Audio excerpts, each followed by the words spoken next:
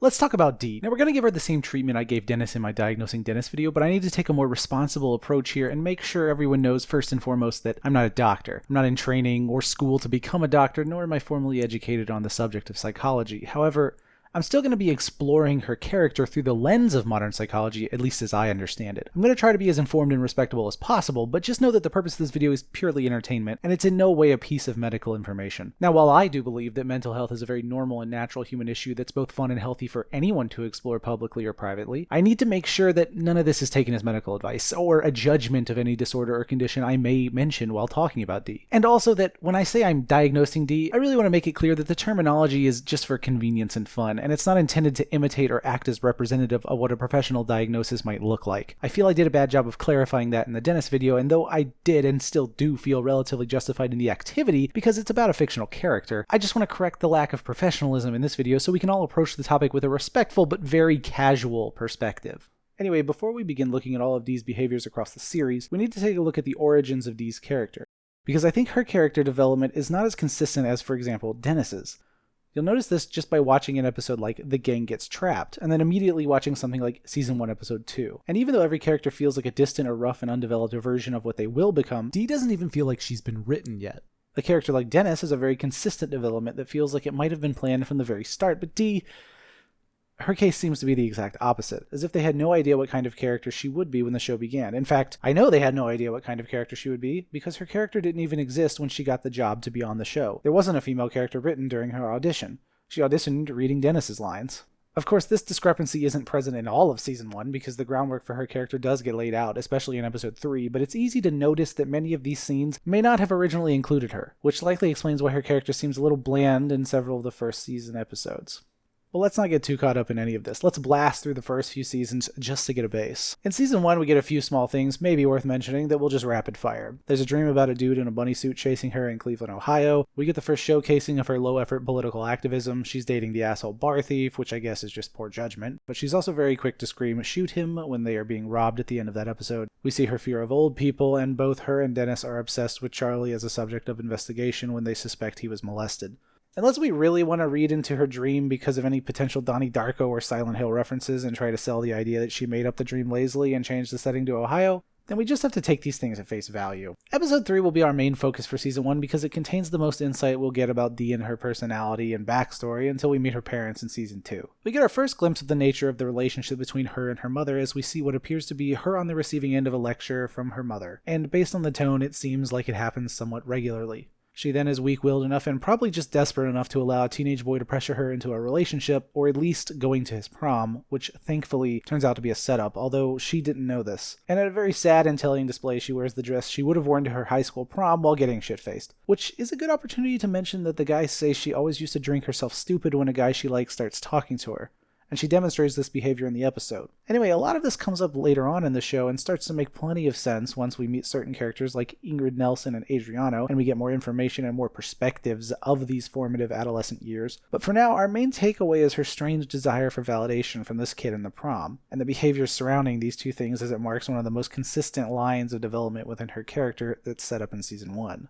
Now, much like Dennis and the rest of the gang, Season 2 is far more illuminating and defining for Dee's character, so we'll have to move through this season a little more slowly because most of the episodes contain quite a lot of important notes. In Episode 1, we meet Frank and see there's plenty of unresolved issues for both Dee and Dennis. She steals shit from Frank's house because he's planning to give all his money away, rips the head off Mr. Tibbs as revenge against Dennis, and goes on to fake a handicap. Ultimately, the most important part is the fact that both Dee and Dennis really only see Frank as a future inheritance because they feel he was such a bad father, and well, he probably was. Episode 2 is, of course, the first time we meet her mother. We get to see the pattern of psychological abuse her mother has probably kept constant throughout her whole life. We also have Frank's little joke about a series of Mexican women raising the kids, which would have created an unstable environment for Dee and Dennis. Also, it's clear that Dennis is Barbara's favorite, and she has always been cruel to Dee. Also, this probably has a lot to do with why Dee would have a tendency to seek validation wherever available, and also why she might have been vulnerable enough to let that teenage boy talk her into a fake relationship, using the attention as proof that she's not as worthless as her mother constantly makes her feel. Also, a smaller point in this episode is that she seems genuinely hurt when Dennis says that she's not part of the gang,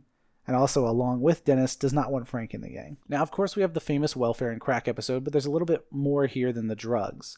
We see the first glimpse of her inability to follow through on plans as she says she's going to try to get her acting career back off the ground again, and predictably fails at this. She's also willing to fake a mental handicap in an attempt to get on welfare, And also there's the crack. But it's probably also important that the initial reason they left the bar and went on unemployment and then tried to get on welfare is because Frank shows up and starts participating in the bar and they refuse to do anything with Frank. Moving on to episode 4, she's very rude to the waitress and plays a big part in her mental breakdown moment by working with Charlie to show her that Dennis tried to bang Mac's mom. Episode 5 has the small point of thinking Million Dollar Baby is a good movie while remaining unclear if she's even seen it, as the only reason she states for it being good is that it won an Oscar. She then sets off to learn how to box because she was left in an alley with a mugger, but then is talked into steroids in order to be, quote, physically tough enough to intimidate men, and experiences some pretty intense roid rage. Episode 6 has her competition with Mac over who gets to be head coach. Also, as far as I'm aware, this is the origin point of the guys calling her a bird. Don't get all high and mighty on me because you got a pantsuit, alright? You look like Big Bird. In episode 7, Dennis calls her skin blotchy, and she holds enough of a grudge to fuck with him by saying he looks fat. Definitely a little vindictive, but pretty much par for the course with her and her family. Also, this is where we see how she is the catalyst for the downfall of Cricket by leading him on enough that he leaves the church. And the only reason she even did this was that she was told she probably wasn't pretty enough to manipulate him anymore. Episode 8 shows us again how she seems to really like repeating the status quo, which may not be a personality thing as much as it is her character being used as the voice of normal early on in the show. Her fight for female politicians feels more like her own validation pursuit rather than any sort of social statement. She's also very susceptible to the flattery of the schmoozy comptroller and quickly ends up shit-faced because of this. On to episode 9, where it's pretty debatable what her motives actually are when she begins her street theater pro-freedom thing, because she sort of tries to steal the anti-smoking street theater shtick in the first place, and even the last true form of organic artistic expression line. And finally, in episode 10, we get the reveal that Frank isn't her real dad, and her real dad seems like an almost comically good person. Also, her mom's pillhead nature shows up here. Now, if we look back on what we have from the first 2 seasons, we can see that most of what we've seen in terms of behaviors is actually fairly tame compared to what eventually becomes commonplace for Dee's character. We have a few notable moments of very extreme behaviors, such as the roid rage and crack scenarios, but it's not nearly the rate and frequency we see in later episodes. I've mentioned that this is also the case for most of the cast, and specifically for Dee since her character was written after many of the scenes in season 1, but they've still done a good job of showcasing the types of childhood traumas and toxic family dynamics that she endured. And since this season is the last season that Dee's mother appears in, let's take a brief break to investigate what Dee's family dynamic would have been growing up. Now, I know we're setting out to explore Dee in this episode, but we do really need to look at and make a few specific assumptions about Barbara before we can really work with the idea of what Dee's childhood might have looked like. Now, Barbara is almost certainly a narcissist with a penchant for verbal, emotional, and psychological abuse, and this has been that way since before Dee was born.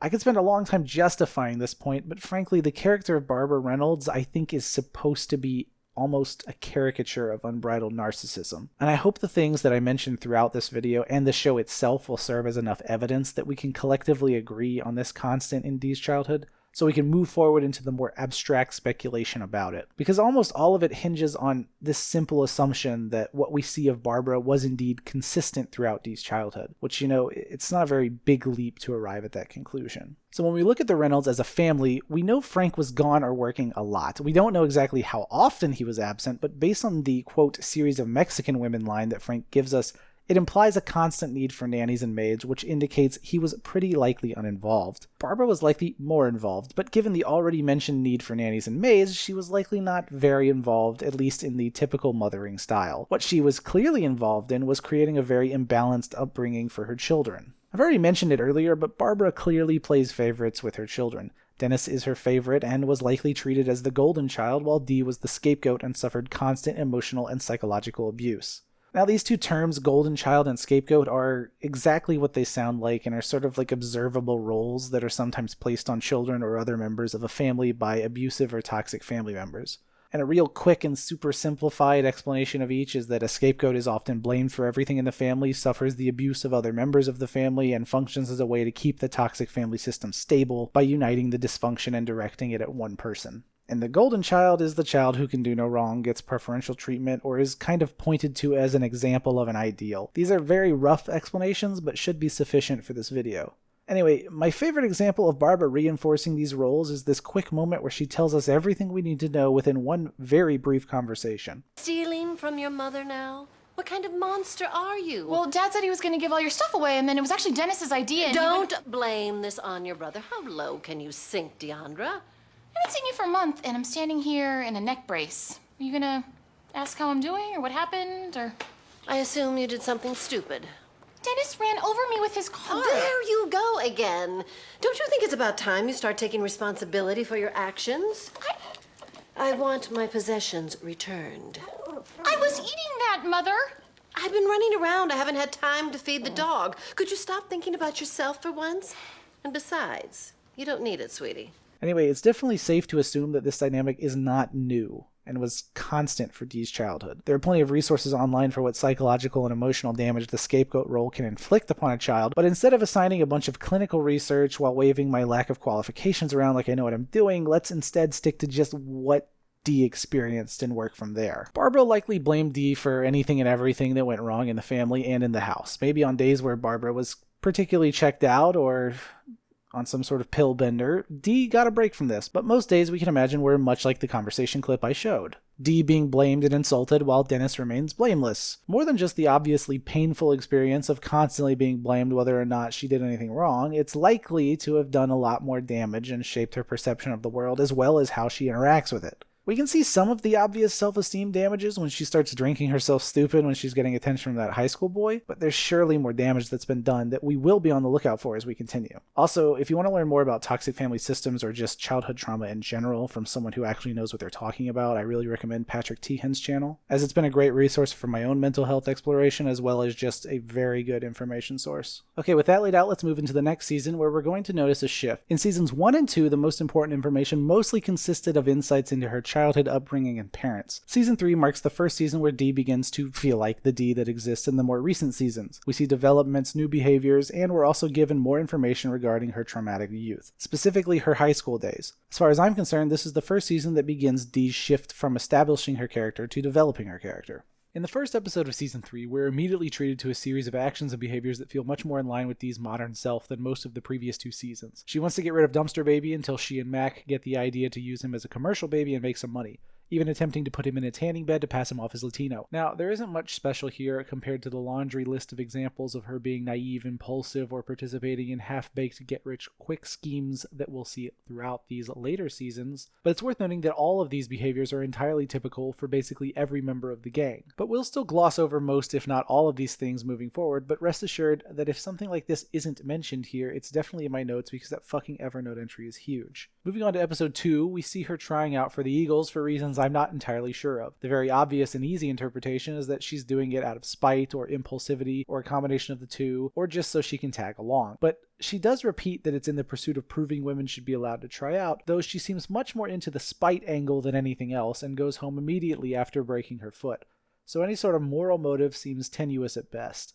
Episode 3 involves her mother, which automatically makes it a huge source of information. It's worth noting that Frank hated Dee's mother so much that he pops champagne and celebrates while telling Dee and Dennis that their mother's dead. Obviously, it just further demonstrates the very likely turbulent and toxic relationship that Frank and Barbara modeled for Dennis and Dee as kids. But more importantly, in this episode, her mother gave her nothing in her will and even said she was a disappointment and a mistake, which is impressively hurtful considering Dennis and Dee are twins. Her mother also left the house to Dennis, all of which just ensures that she leaves Dee full of both resentment and the feelings of worthlessness that her mother spent a lifetime instilling in her. Dee then spends basically no time mourning. In fact, she is fully prepared to grave rob her mother and take the jewelry that her mother wanted to be buried in. The fact that her first response is revenge and impulsively trying to take something from her mother in death is interesting, likely rationalizing it as a sort of payment for her lifetime of psychological trauma, or perhaps feeling that taking it back would be a triumph over her abuser. Either way, this is very important and telling. However, she doesn't see this plan through and instead works with Frank to try to grift Bruce Mathis out of all the money that Barbara left him. Charlie also finds Dee's old diary in this episode, and we get only 2 snippets, but both include examples of Barbara's abuse towards Dee. The first being Barbara forcing Dee to wear her back brace to a school dance, which may have been medically necessary, but knowing Barbara likely was not. We're unsure if this school dance is the moment that the kids in high school began calling her the Aluminum Monster, but I believe it's the first time it's mentioned in the show. And the second diary snippet is Barbara telling Dee to not bother going after her crush because, quote, he wants a pretty girl instead. Also, it is heavily implied that this entire diary is filled with pain and trauma. Back to Frank and Dee's grift attempt, we see that they both commit hard enough that they could have been potentially legally married if Bruce wanted to enforce it, assuming he wasn't lying about being able to marry people. The episode ends with Dee bringing up the grave robbing plan again, and it's implied that they attempted this, but a later episode reveals that they clearly didn't follow through. This somewhat closes the door on new information we'll get about Barbara. She'll be mentioned several times later on, and we'll revisit a lot of this later when painting our complete picture with this information, but for now, Our new information will mostly concern Dee's own behaviors or her dynamic within the gang, such as in episode 4 when the group immediately offers her up to the armed McPoyles at the start of the episode, though later on we see Dee almost immediately manipulate Charlie into turning on Dennis, which I think is somewhat diluted by the fact that basically everyone stoops to similar tactics very quickly this episode, though Dee does develop Stockholm Syndrome alarmingly quickly. Episode 5 gives us a very important character from her high school days. We meet Ingrid Nelson, one of her high school friends who was referred to as Fatty Magoo back then and has since lost the weight and now owns a clothing store. Ingrid tells us that Dee used to always say she was going to become a famous actress or model, and Dee spends the entire episode trying to hastily prove that she's better than Ingrid. Her behavior this episode, along with her immediate reaction to learning that one of her partners in misery from her high school days has accomplished so much more than her, is very telling of what kind of friendship they may have actually had in high school. Dee most likely only viewed Ingrid as someone that would listen and understand her pain and wouldn't laugh at her hopes of something better, or even just someone that Dee could convince herself was lower on the totem pole than her, and that could protect her ego a little bit from her feelings of worthlessness. Her immediate competitiveness and outburst at the end of the episode also support this. There's a lot of angles to this, and it's a piece of information we'll look at again later. Continuing into episode 6, we get evidence that she wants to host the talent show for her own self-esteem. It's also the beginning of her long-running insistence that she can do impressions, and although she is very shit-faced for it, she is willing to sleep with a very gross old dude to get the microbrew recipe. Her deeper motives are not entirely clear, but it does mark a willingness to use promiscuity as a tool. However, like I said, she was very, very shit-faced, so grain of salt. Episode 7 begins with Dee being fired and cut out of the offer to buy the bar. Yet another example of the gang uniting to exclude her, and although this episode is full of assholish behavior from Dee, there's not much to take away besides her treatment of the waitress. It also leads me to believe that the waitress is sort of a replacement for the role that Ingrid Nelson used to be in her high school days, but with less of the innocence that likely existed in her back then. She clearly feels very superior to the waitress and makes no effort to hide this or her manipulation of the waitress throughout the episode. Episode 8 is full of shit because it includes a huge example of Dee chasing fame and even believing that she could effortlessly become famous just by going to a nightclub and letting people take phone videos of her. She also gets drunk outside the club and ends up sleeping in the trash. She takes a huge verbal shit on a random club bouncer in an attempt to get into the club and is set on fire twice in attempts to film something that would make her famous. It's worth noting that a lot of the club fame angle is nudged along by Dennis and not directly something Dee pushed for. Also, you have to consider whatever psychological damage that being on diaper time might cause. Okay, God, well, episode 9 is really hard to decide what exactly is going on. Dennis convinces Dee that her new boyfriend, Little Kev, is intellectually disabled, and has been since grade school. She claims that she really likes this guy, and also makes it clear that she definitely enjoys the things that he buys her, but then is also somewhat easily convinced that Little Kev is in fact intellectually disabled. Though, to be fair, the presentation of the episode does make it quite believable that he may in fact be intellectually disabled. Anyway, she's still really wishy-washy about it, and it's very hard to pinpoint her motivation exactly, and the only thing I'm pretty damn sure of is that she did like the status and gifts more than the guy. Also, Little Kev's freestyle at the end confirms that he definitely knew that Dee was into him for the money. Episode 10 has what I think is the second instance of her being called a bird, sort of. Well, first of all, you're too big, Dee. Let's face it, you're like a female Larry Bird. But more importantly, we also see her so desperate to prove that she fits the profile of pretty young blonde that she's willing to be serial killer bait. Along with Dennis, she also gets really into the idea of imitating a serial killer. She also somewhat lazily chooses a John Wayne Gacy psycho clown type for her serial killer persona, but most importantly in this episode is one of the strangest and least explored things in all of Sunny, and that's the character of Gary. And this video is as good a time as any to talk about him. Now, Gary only appears in 2 scenes in the entire show, both within this episode, so we don't have a lot of hard data to work with here. But what we do have to work with is a few things we know for sure about Gary and a few things that Dee tells us about Gary. According to Dee, Gary is her neighbor and is hopelessly in love with her. Gary later confirms that he is Dee's neighbor. Gary lets Dee and Dennis take a lot of money worth of gardening tools and various other items from the store he works at. We get this little interaction. Hey, Gary. These shears, they do cut through bone, yes? Yeah, I guess. We find out Dee was given a key to Gary's apartment so she could water his plants while he's out of town, which she never does. But she also says he's never home in the first place. After they wrap up their little reason for using Gary's apartment, Charlie opens the fridge and finds at least 8 severed frozen heads. Charlie says about 15, but I can only count 8 for sure, but we don't see the whole fridge. But regardless, Gary then comes home and finds them, and Frank starts the chainsaw. Now, I think they've given us just enough details here to see that there's a little more at play. Gary does indeed seem to be hopelessly in love with Dee from the very small clip we see of the two interacting, but if so, it is likely a quiet, twisted love. Allowing ourselves to speculate a bit, to add some flavored text background to this character, it's easy to imagine him pining after Dee for quite some time. And as is often the case with quiet and unrequited obsession, he may have learned a lot about Dee. He may have seen her react to women she was threatened by, may have picked up on her insecurities and how she feels constantly in competition with other women. He may have been neighbors with Dee originally or noticed her before that, and perhaps, being the lonely and obsessed man that he was, bought the apartment next to hers to observe her or to simply be closer to her. And maybe at some point along the way, unable to express his affection in the normal way, for whatever his reason may be, the killing began. Now, the motive for his murders is obviously not ever given to us in the show, but we do know that, contrary to the gang's opinion, his victims do all fit Dee's description of young, attractive, and blonde. So being completely obsessed with Dee, with no hope of ever being with Dee, perhaps he began hunting lookalikes to fulfill his more carnal desires and fantasies in a way that wouldn't affect Dee. Because while he could never harm the object of his obsession, he was still overcome with perverse and dark cravings. And victim by victim, he played out these fantasies as best as he could with his unwilling participants, keeping their heads as trophies and memories of each. But that's too simple. That's Dateline shit. I think there's more here. We know that Gary had the opportunity to observe Dee very frequently due to owning the apartment next to hers, so we can somewhat safely assume that he knew a lot about Dee. If he was really obsessed and in love with her, well, that gives him plenty of reason to observe her as often as he could. And then also consider that he is a serial killer, so that lets us easily confirm he would have the passion and obsession needed to be meticulous in his observation of Dee. Now, if anyone watches Dee behave for much longer than a few weeks, I'm pretty sure they would notice much of what we've noticed about her. Her insecurities, her competitive nature, and sometimes disdain of women she deems more successful than her or that receive more attention than her. And perhaps Gary picked up on this. He, of course, would not see this as an issue with Dee, no. She was the perfect apple of his eye. This was other women causing her pain. They were doing this to her, and he hated it. So perhaps unable to express his love or be seen as anything other than a bumbling neighbor, but growing frustrated at the mistreatment of the woman he loved so dearly, Gary set out on his dark endeavor. These women that looked similar to her, but in his eyes were lesser in every way, unworthy even of their own lives. Lives where they could potentially be compared to Dee, where they could hurt Dee. Well, he soon connected the dots and realized he could do something for Dee even if he couldn't be with her. It would be simple, really, to just remove these sources of pain from Dee's life. After all, it would be done out of love, and maybe it just started with one particularly vile woman, a real waste of life. Killing this one could be easily justified even without the pure motivation of love, and so he began. Maybe it was quick. Maybe he savored it. Maybe it was a little messier than he predicted, but he did it. And he learned and adapted and developed a method because he had to. There were, of course, always more women out there causing harm to Dee, so one by one he continued helping Dee.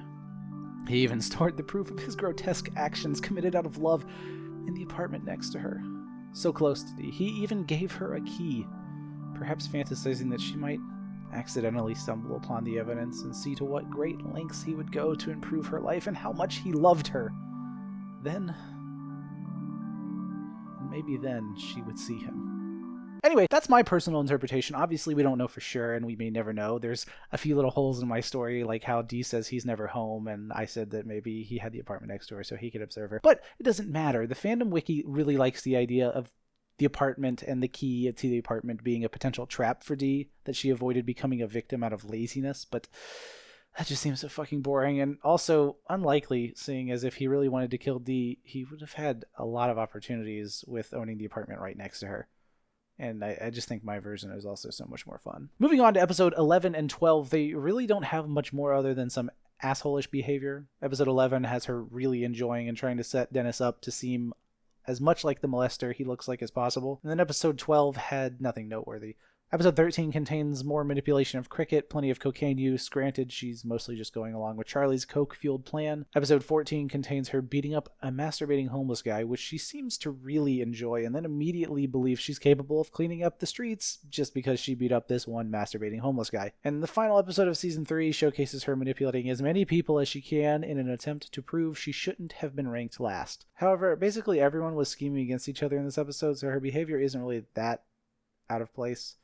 We do see that Cricket still loves Dee and will still gladly do her bidding despite all the times he's been led on. Now, after these 3 seasons, it does feel entirely like Dee's character is established. The foundations are laid out, and what we'll see from the next few seasons is mostly just fleshing that out and adding to it with new examples. This happens with basically all the characters, probably just from a show writing perspective because they've hit a stride and are just continuing to play around with the characters and dynamics they've established. So now, instead of any new big information, we mostly just get slow shifting over time as the gang tries new things and they play around with new situations. So we're going to blow through these middle seasons as quickly as possible. Of course, we'll mention any examples of extreme behavior or actions we see, but this will mostly just be a cataloging segment, and I'll try to get through it in a somewhat rapid-fire way. Starting out season 4, Dee and Charlie steal Frank's meat, and while feeling the hunger caused by the tapeworm, they eventually seek out human meat and strongly consider eating human meat. First attempting this with a body at the morgue, chickening out, but then even going as far as to find a dude on the street and begin seasoning him in Charlie's apartment. This is also the last of the early series bird comments that I'll mention. It's said by Charlie when Dee's eating that cheesesteak. In episode 2, she said she had a plan to eliminate everyone else and be the only surviving heir, though she probably would have never followed through on this plan. She has her sock drawer life savings stolen by the rest of the gang, gets waterboarded by Frank, and still participates wholeheartedly in this insane scheme targeted at someone they thought was Bruce Mathis, but in fact was not Bruce Mathis. Now, Episode 3 is entirely scrubbed from Hulu, so let me just talk about this briefly. Hulu and Netflix have both begun to remove certain episodes from their catalog. In the cases of the shows I've noticed this with, all the episodes contain some form of black or brown face. Now, the joke almost always involves one or more of the characters being oblivious to how socially inappropriate this is. I think most, if not all, the viewers understand that the person in blackface is the butt of the joke, and it's their obliviousness that's being made fun of. All that said, if a big company like Hulu or Netflix chooses to not host certain episodes in this very transparent attempt to appear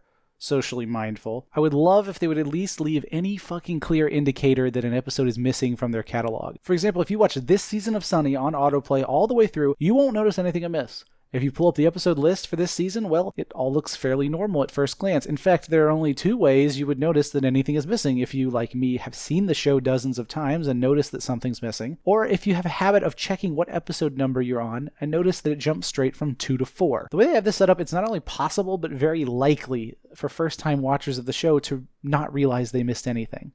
Setting it up like this feels really fucking sneaky. Like, not only do they not want to host these episodes, they would very much like it if nobody even knew these episodes ever existed. Probably the most egregious and asinine example of this behavior happens with Community. If you were to go to Hulu and look for Season 2, Episode 14, the fan favorite episode titled Advanced Dungeons and Dragons, you wouldn't find it.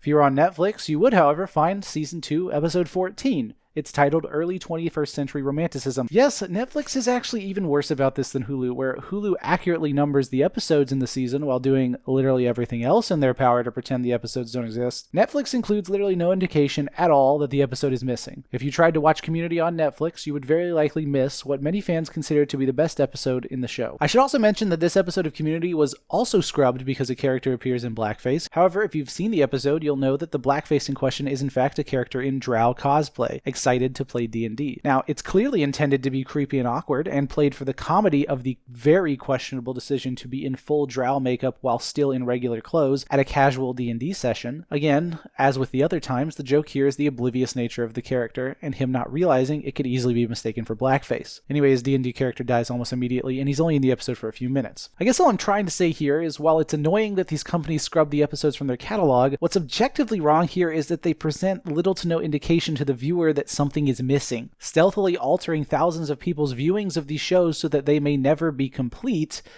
is a problem. I'm not trying to say anything about blackface played for comedy or social commentary or even a company's decision to not host specific episodes. I just really think it's at best negligent and at worst intentionally deceptive to go about it in this way. And I really wish people had an easier way of telling that the episodes aren't hosted on these platforms. So be sure to tell your friends if they're watching for the first time that there are some episodes missing. That's all I really care about here. People can choose to hate these episodes or even not watch them if they know what's in them, but they deserve to know they exist. Anyway, episode 3 contains most of the important info this season, as we get to finally see the full picture of her delusion about how good her characters are, all of which are racist caricatures. She's also delusional about her potential success through YouTube, and we get her extremely pathetic video diary. Now, obviously her characters are worth talking about because it's a long-standing pattern of hers to pull out these characters fairly often, but her video diary is most important right now.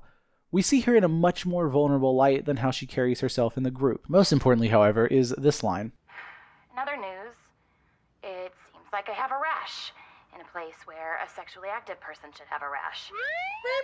Now, that line really has nothing to do with the rash, but it does let us know that she's not sexually active and potentially feels some shame about that. That alone wouldn't really be strange, but for anyone that's familiar with Dee in the latter half of Sunny, you know that sexual activity is a big part of her character, frequently to the point of inappropriate or even dangerous promiscuity, which I'm not saying judgmentally, it's just an observation. So a change has to happen at some point, and while we don't know when she recorded these video diaries, we do know of the gross old dude she slept with to get the microbrew recipe, as well as the schmoozy comptroller guy whom she didn't sleep with but seemed ready to. Both of these were under the influence of heavy amounts of alcohol though, so perhaps the only change that does happen is in her amount of alcohol consumed, which facilitates her increase in sexual activity. It's also worth mentioning that she seems to stop caring about her intimate video diary being public almost immediately when she realizes her video diaries are popular. Unfortunately for her, she doesn't realize that her video diary was popular because it was so genuine, and she immediately adopts a facade to improve her image when attempting to capitalize on it. This highlights a very important and long-standing inability to behave in a genuine manner while other people are watching, and it also highlights her tendency to consistently confuse people liking her as a sign that she has to change and be better in order to keep them liking her. We'll see several examples later of self-sabotage that occur in this pattern, where Dee receives some form of positive reinforcement and proceeds to change everything and mold it to a strange affectation that she believes is what people should want. And these are two of the most important aspects of Dee that exist at least within her on-screen behavior. Episode 4 through 9 has very little to note, so just rapid fire. She isn't in episode 4. Episode 5 is just fun to mention that this is the first time of many that Dee's car is destroyed by the gang. Episode 6, Dennis doesn't give a shit when she tries to fake her death with a night jogging cover story. Episode 7 has her impressively desperate to basically reenact the Sex and the City movie and plays a big part in the waitress relapsing on alcohol in her efforts to accomplish this. Episode 8 is just an episode where the whole gang ends up committing lots of crimes and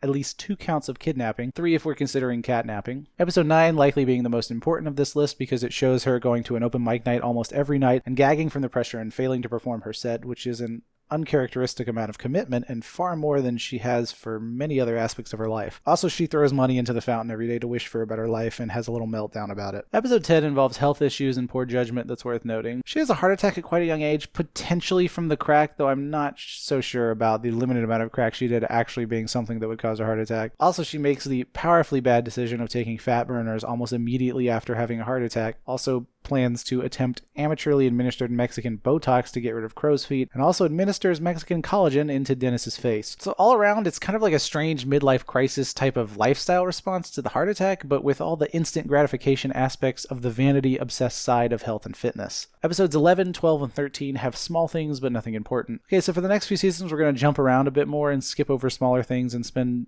more time on just the highlights. There's an overall increase in basically every behavior we've talked about so far, and this isn't just true for Dee, and everyone's behavior is more extreme this season and will be with each subsequent season. Just to highlight the main two, on-screen alcohol consumption is way up. Several episodes involve this topic, probably the best evidence being the wine in a can she brought to an intervention specialist, or maybe the piss jar she dumped out the window while shit-faced. Also, her jealousy and competitiveness are as strong as ever, as seen in the episode where the waitress is getting married, which highlights a trend where some of the most valuable insight about Dee comes from other characters, or at least how she behaves because of these other characters.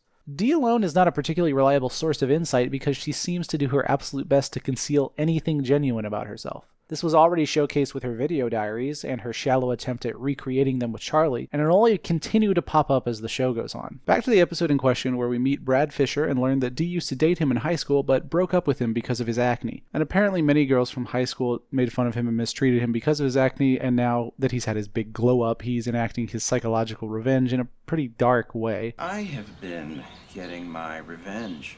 I've been getting engaged to all these chicks who broke up with me in high school because of my acne, and then I dump them right before the wedding. Now, admittedly, this says way more about Brad than it does about Dee, but a large part of why his scheme even works on her is due to her over-the-top efforts and desires to steal him from the waitress, going so far as to orchestrate a fake bachelorette party designed entirely to make the waitress look as bad as possible. Also, before we move on from the episode, it's worth mentioning that the episode opens with us learning that she's been trying on wedding dresses every Saturday for over a year, so interpret that however you like, but I'm just adding it to the pile of stuff. Next we can talk about Ben the Soldier, who offers us more insight in a later episode, but in this season we get 2 episodes worth of him, and we see Dee ditching him as soon as she meets him when she thinks he's handicapped, setting Artemis up with him and then getting very competitive once she realizes he's not handicapped. At some point off screen she gets back together with him, so we don't really know how she accomplished that or whether or not she used any unscrupulous methods. But later on we do get an example of how easily she can be convinced of something by the gang. Ben the Soldier is very noticeably a dimwit, but a very happy dimwit. But the gang is able to convince her in less than a minute that he is using the dentist system on her and completely manipulating her. She is in fact so convinced of this that she storms off into the woods after Ben surprises her with a picnic, and then tries her very best to go along with Dennis's plan to fix everything. The plan was a little fuzzy, but I guess her goal was to un-Dennis herself and then Dennis Ben. Her end goal isn't exactly clear other than attempting to lower Ben's value. Anyway, Ben leaves in the end of the episode, calling her a mean person. And before we finish this season, I just want to mention two small things. In episode 11, we get a showcase of her ruining her shot at being an extra in a major film because she wants to try to weasel her way into having her part be bigger than just an extra. And then in the final episode of the season, we get a showcase in how little clutch she has and how much she folds under pressure. We're going to move on to season 6 now, and yeah, I'm aware that I'm skipping over a lot of things for the sake of trying to focus on new information. I'm just trying to make it feel a little less like a list, even though it probably will still come off that way. Anyway, season 6 has several things of note. Firstly, we meet another individual from Dee's high school era, Bill Ponderosa, who just by himself eventually winds up being a fascinatingly self-destructive character. But in this episode, he's yet to fully depart from his currently somewhat normative behavior. Granted, it's pretty clear in hindsight that he was very close to his downfall anyway, but what's important here is Dee. She used to get all nervous and gaggy around Bill in high school, so already she somewhat understandably might see him as a chance at redemption. Apparently he was handsome and she was too gaggy and nervous to ever talk to him in high school. She even gets a little gaggy in anticipation while waiting for Maureen and Bill with Dennis. Of course, upon seeing what he looks like now, she immediately dips out. And then at some point off screen, she and Bill begin an affair. She even gets gaggy again when Max starts talking to her right before we find out about this. Now, this is very curious because we know that Dee knew that Bill was married and that she was somewhat repulsed and turned off when she first saw him. We also know that in episode 2, she enters the scene bragging and trying her damnedest to get the gang's attention with these not so subtle quips. Texting me again. This is pathetic. Back me up on this, Dennis. Typical. This is so typical. My God, Dee! Some of these are quite illuminating because she's clearly getting off on the situation at hand wherein a man that she at one point could not even talk to without nervously imploding is now obsessed with her and risking his marriage to have an affair with her. She loves this attention, and it's likely very amplified because it's coming from a man who left a psychological imprint on her during her youth. She even behaves this way in front of Bill. She's clearly getting a big ego hit off of the scenario. She feels no obligation or responsibility for Bill's marriage falling apart after he came clean, and she's also visibly disgusted with him after he's been staying at her place for a little while. The appeal of Bill likely fell away when his marriage did. She was no longer getting off on the idea that her sex appeal was so strong that it could allure a married man that she once believed to be out of her league. And of course, without this dynamic, Bill's just a sad, impulsive, and self-destructive fool of a man, which of course leads her to kicking him out and trying to get him back with his wife and out of her apartment. Quickly mentioning a couple more small things before we get into the latter half of season 6, where we'll get a few very valuable episodes. We got her and Dennis aggressively asserting that they are high class in episode 5. Josh Groban obsession pops up in episode 6, which I don't know what to make of this other than mention it, since it's brought up more than once across the show. And then in episode 7, the gang didn't give a shit about her pregnancy until she lied and said that one of them was the father. Also, this is the episode that has her bullying a woman into trading costumes with her, presumably out of jealousy or a desire to prove she's sexy. On to the next important episode, which is episode 8, when we see her get very upset upon reading the note she found in the time capsule, which I'll just let the note speak for itself. Dear future Dee, how's Hollywood? Congrats on all of your success. Stay grounded. Enclosed is a check for $1 million. Be sure to give it to Dr. Larry Myers as a thank you for all of his inspiration. This is stupid. She then goes off to check in with her high school drama teacher who, after revealing almost immediately that he was drinking a lot back then when she was in his class, advises her to give up and teach because it's far too late for her to chase her dreams. And you almost get the feeling that she's sort of pressured into it. To me, it almost feels like it's playing off of her lack of clutch and her inability to perform under pressure, but maybe that's just me. She does seem to actually really care that the kids don't respect the drama teacher and clearly has a real gratitude towards this man. A deeper and more cynical look at this could be her trying to restore her hero just for herself so her story is less pathetic, but honestly, I prefer the interpretation that this is one of the few genuine things we see from Dee, that she's really thankful for this man. She reenacts her high school Frankenstein performance, and it kind of seems like a way to try to restore her drama teacher's fire for teaching. But it's hard to tell what her true motives are, but I'll be interpreting it this way though, because it provides a little sliver of good in her usually very unhealthy motives. Now we get to the last and two most important episodes this season, episode 12 and 13, Dee Gives Birth and the Christmas Special. Episode 12 opens with a very odd bit wherein Dee was throwing the mail in the sewer because the gang never opens it. I really don't have an explanation other than the one that she provides and don't know how to make sense of it. Anyway, the real goldmine in this episode comes from the discoveries that Charlie, Mac, and Frank make when trying to find out who the dad is. Specifically regarding Ben the Soldier and Rex. Ben the Soldier's scene is so important that I'm just going to play all of the relevant parts of the scene because I don't want to paraphrase it at all.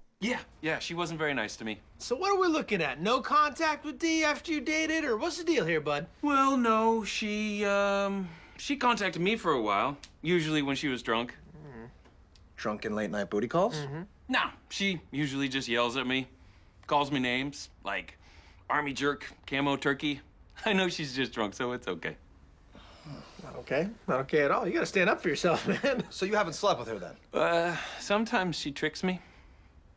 She tricks you? She tricks you how? To give her sex. She's a very manipulative person.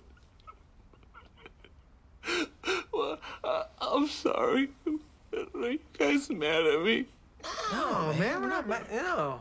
Now, obviously, what he tells us about Dee directly is very important, how Dee insults and manipulates and tricks Ben until he will have sex with her, especially when she's drunk. But what's also important is how Ben tells us this. It elicits strong emotions from him, which point to this being a very dark, emotionally abusive form of manipulation. This is supported even more by Ben asking if the guys were mad at him. Abuse victims often begin to believe that their own emotions and feelings are not valid and that expressing them will elicit anger from others. Ben paints a very dark picture of Dee, but the other report of her behavior from Rex makes it seem a lot less serious. Now, this may be because Rex doesn't want to reveal how much the manipulation hurt him, or perhaps because he really does just cave in and not think much of it. It's hard to tell, and it's likely that whatever her behavior towards Ben was may have just hurt him more due to his soft and naive nature. Regardless of the degree or severity of her manipulative behaviors and insults that she directs towards these men, it is implied by Mac and Charlie that she's using this on more than just Rex and Ben, but we don't have evidence directly from those people. Now we get to the Christmas episode, and we get a very valuable look at Dennis and Dee's childhood and just some of the damage caused by Frank. We even have video evidence this time of Frank's fake out. Also, quick note that Frank has now confirmed for us that Barbara was abusing prescription medication quite early on in Dennis and Dee's life, but back to the fake out. Now, this is a very obviously cruel way to ruin his kid's Christmas, and it's clear that both Dennis and Dee have a lot of pent-up anger and frustration surrounding Christmas because of this. And both Dee and Dennis even mention wanting reparations for this and maintain a certain amount of entitlement, which drives them to scheme up a fairly twisted recreation of A Christmas Carol. Also, neither of them accept Frank's apology. This is as good a time as any to kind of sum up this long-running theme between Dennis and Dee, where it seems like they know that their father is incapable of giving them his love, so he should at least be giving them his money. And to this day, still rationalize it as the back pay they deserve for this lack of love. Moving into season 7, and we're well into the stride of the show. In episode 1, her interactions with Roxy reveal that she's actually really impressed with Roxy when she sees that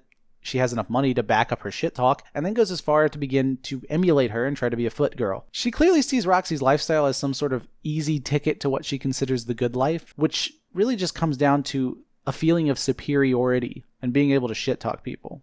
In episode 2, we get something equally traumatic for both Dee and Dennis, as we see what time has done to the Jersey Shore, which was the source of many cherished memories, which truly seem to be in short supply for both of them. And by the end, they both leave the episode hating the shore after experiencing a night full of angel dust and life-threatening situations that involve witnessing a murder and digging their own shallow graves on the beach before barely escaping. It's worth considering the fact that they were both on a hallucinogenic drug for these events and perhaps hallucinated their traumatic night, but that seems very unlikely considering the coherency of the events of the night. Although PCP can create intense and even psychotic paranoia and delusion, the hallucinations would likely not be consistent and coherent throughout the whole night, even if the drug caused a consistent paranoia or delusion. Run with that theory if you like, though, because either way, it's definitely a traumatic and damaging vacation for both of them. Episode 3 gives us some lines about Dee's mother always telling her she wasn't pretty enough for a beauty pageant, but Dee worked extremely hard, even as a kid, to prove her wrong. And this unresolved dynamic plays out again as Dee tries to relive this vicariously through a child she relates to, which culminates in her extremely transparent Mom Stink song and dance routine, which also has some very dark predatory vibes within the lyrics, but this is likely not Dee's intention at all, but feel free to run with that in any personal speculations. Episode 4 has nothing really besides her hubris of thinking she's capable of easily committing tax fraud. Episode 5 has even less than episode 4. Episode 6 highlights how highly suggestible she is, as she's immediately and powerfully convinced of the oncoming doom of the approaching storm being covered by local media. It's also another chance to point out how poor her decision-making is during times of crisis. Episode 7 has her and Dennis being extremely prideful of their 100% winning record at Chardee McDennis, along with a couple lines about the emotional battery she endured last time. Also, while she's pretending to be shit-faced, she says that she hopes for the emotional battery card because... You guys, you always emotional batter me.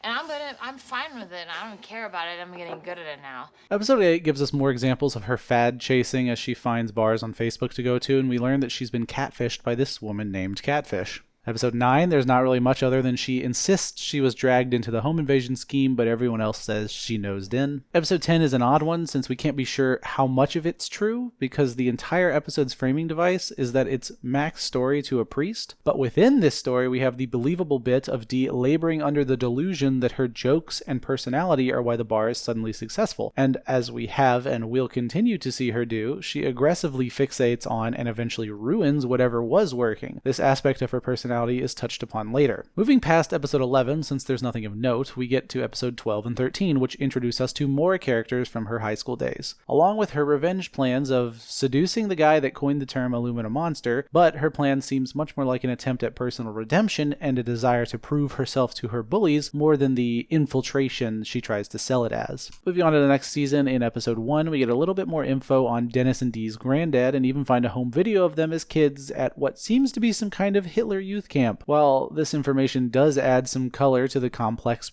picture of Dee's childhood, it probably doesn't have much to do with why she's the way she is. You can interpret this as the source of maybe some of her elitism, but I think it's a bit of a stretch considering how much more prevalent a lot of the other strange things in her childhood were. Episode 2 is another one scrubbed from Hulu, but it thankfully doesn't really have much to note. Episode 3 and 4 have a few things. In episode 3, we get a fairly huge rage outburst, a desire to keep Dennis paying alimony to Maureen, and in episode 4, we see her continuing to rely on getting very shit-faced in front of men she's interested in. Which finally brings us to the Big Daddy therapy episode. This episode is unsurprisingly full of things to mention, as well as some of the most insightful behaviors of Dee's character. Right off the bat, she doesn't seem to understand what a therapist does, because she expects her to resolve the issue of who has to do the dishes, and that seems to be the only real reason she brought the gang here. She also says she hasn't been seeing any results from the therapist. Now, Miss Weigel also reveals that Dee has been lying in every session, and apparently in a very transparent way. Dee then sticks to the lie even when caught, and then proceeds to double down with a new lie that is just a poorly recited line from Good Will Hunting, which Weigel picks up on. Then Dee also refuses to believe that her accents aren't good. She performs a conversation shift back to Rachel McAdams in the Notebook that is so wild and sudden that you get the feeling that Weigel is out of her professional depth based upon seeing her reaction, which is just compounded by the most sudden and direct demand for validation that I personally have ever seen. Now,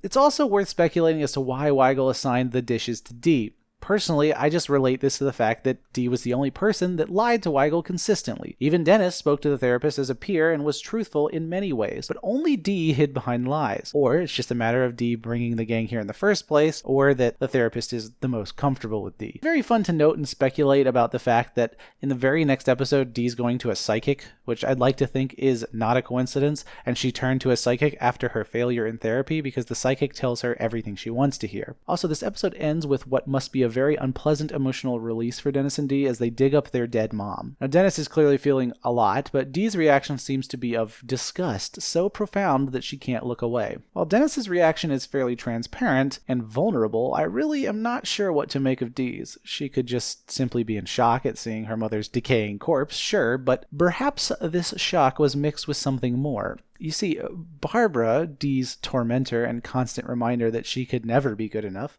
was now lying dead below her. The twisted villain of her childhood, now completely unable to harm her, and yet, in a way, had escaped all of Dee's revenge fantasies. Some of Dee's deepest desires died along with her mother, and perhaps she's just now realizing that. Or perhaps she's just staring at her mother's corpse, and that's kind of fucked up. Anyway, in episode 7, we only get the weird implication that Dee's going along with the Brian Lefebvre thing in the hopes of getting off, and honestly, I have no idea if this is relevant to Dee at all, or just part of the gag of the episode. Episode 8 is another fun one, wherein she has a gaming addiction involving giving up showering for days and prioritizing it over real-life responsibilities. We also get this line. It's like when I'm doing good in the game, I'm doing good in life. Also, her character name certainly makes it seem like she's lying about her age. We get input from Charlie that she spends her real-life money on stupid shit that she doesn't need, just like she does in the game. Dee also becomes something of a subservient housewife because Charlie's controlling her game account, which is very odd, though she does try to usurp him, which is a much less weird thing for Dee to do, or at least attempt to do. Episode 9 doesn't have much besides how desperate she is to have dining company and how she lies about being watched and attempts to insinuate herself into the troops' table after the toast. Episode 10 rounds out the season with her fighting to set a precedent for paying for car damages caused by other people, but of course, it ends with her being thrown under the bus and blamed for it. Season 9 opens with the gang broke Dee, which might be the single most insightful episode in the show because it highlights not only how Dee is affected by her role within the group over time, but also how the group is affected when her role is not played according to their expectation. The episode opens with Dee drinking, smoking, and binge eating a cake that she fished out of the trash. The gang then tries to make fun of Dee, but Dee beats them to the punch. She then apologizes for this. The gang tells her that they want her to fight back, and then they set out to help her. Now, the motive for them helping her is very transparent. The group dynamic is off, and they want her back to her angry, combative, and punching bag role in the group. Now, all signs point to this being Dee's rock bottom, even smaller things like her apartment being a mess and her leaving the door unlocked intentionally. Anyway, the gang is all on board with a plan to support and cheer on Dee at an open mic night, all except Dennis, who has a very different plan, which involves a very forced attempt to get Dee to settle for a mediocre man that can provide stability and company for her. His exact motives are not even very clear from what I can tell. When he lays out the plan, he says it's so that the man will take her off the gang's hands forever. However, throughout the episode, it seems more and more forced and less like he just wants to get rid of Dee. And it ends with him desperate to get on the plane with her. He does give us this little line, though. So after she bombs tonight, I'll put them together, thereby controlling the situation and her, as I always have. I always will. Now, there's a few possibilities for Dennis's motives. One is that when Dee is at her rock bottom, he might genuinely be trying to help her to the best of his warped understanding, only to later pivot and attempt to hitch a ride on her success. Maybe he sees this as an opportunity to finalize some sort of sibling rivalry and set her up in a tragically dull life, which later becomes his desperation to cling to at least some of her success. Perhaps he sees it as a very good opportunity for some sort of long con to set Dee up with a pushover of a man who he can utilize for long periods of time in the future, and he only drops the idea when he realizes he could potentially get more value from sucking up to Dee and riding her coattails. All of this is only important to consider as a sort of reflection of how he may have handled things with Dee for their whole life, because while this video isn't about Dennis, we do need to consider Dennis's role in Dee's life and how his behavior and motives have and might have affected her even off screen. Anyway, she immediately bangs Snyder in order to get a gig and seems to almost be back to normal out of this. She's clearly fueled by the attention, and as it continues, she gets to be more and more of a diva about it, but as she realizes she's approaching the big time, her gagginess and fear return with a fury. And after the big reveal that it's fake, she seems entirely back to her usual self. The gang's clearly excited about this, and we can speculate about how Dee actually feels about the entire ordeal. From her perspective, she probably indeed does feel mad about this rug pull, but in a way, she may now be somewhat validated in her unfortunate role in the gang. After all, they went to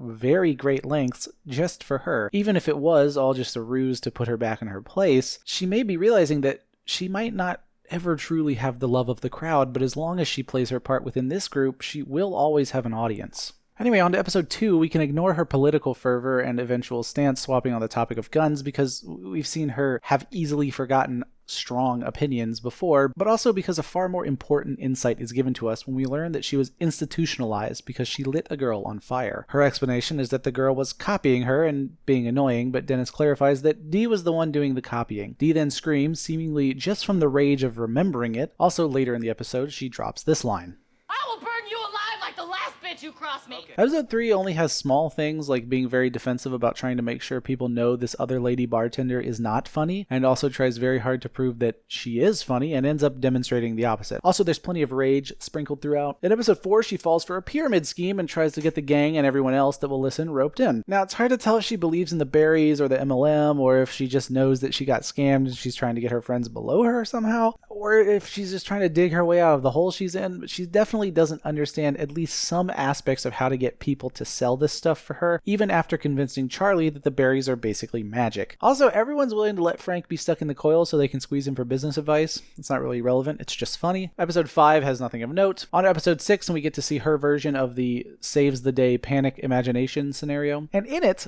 immediately, the gang blames her and sacrifices her to the robber, who's now suddenly a woman. The robber then offers to kill the gang, but Dee talks her down and saves the gang, only to then kill them all, plus the cashier, in order to team up with the robber lady. Dee then immediately betrays the robber lady and is placed in witness protection, pretending to be a British butler, which is so convincing that it spun off into the most successful sitcom in history, which leads Josh Groban to marry her before she then trades up to Brad Pitt 17 minutes later. Now, there's a lot to consider here, like how, despite this being her fantasy scenario, she's not actually any better at performing characters or acting. She just magically receives validation for her subpar character acting, which just demonstrates that she has no desire to be better at acting and likely does not even consider that the quality of her acting might be an issue. She just wants the admirations and laurels that come with being good at acting and in fact believes she already deserves them. There's also an oddly consistent thread running through her imagination, which is the repeated scenario of saving or winning over someone only to immediately betray them and move on to the next. She saves and then murders the gang, which wins over the robber lady who she then immediately sells out, and of course she drops Josh Groban almost immediately. It carries this implication with it that she craves and feels that she deserves admiration and respect, but as soon as she gets it,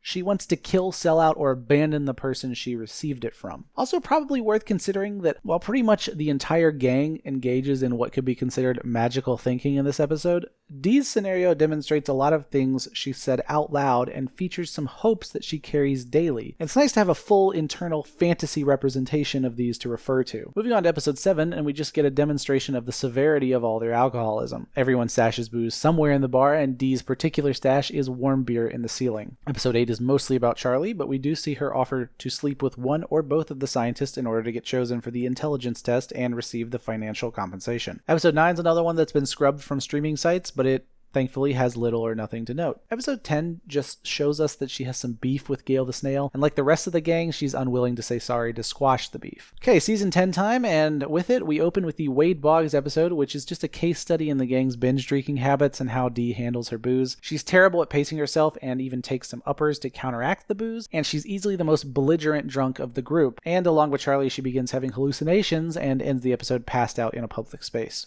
Moving on to the star of this season, episode 2, and we get a lot to mention in this episode. Firstly, she says she's using group dating sites to go on group dates with a bunch of ugly girls to make herself look better, and says that it worked. She then bought a promise ring for a man that, as far as I can tell, she only went on one date with.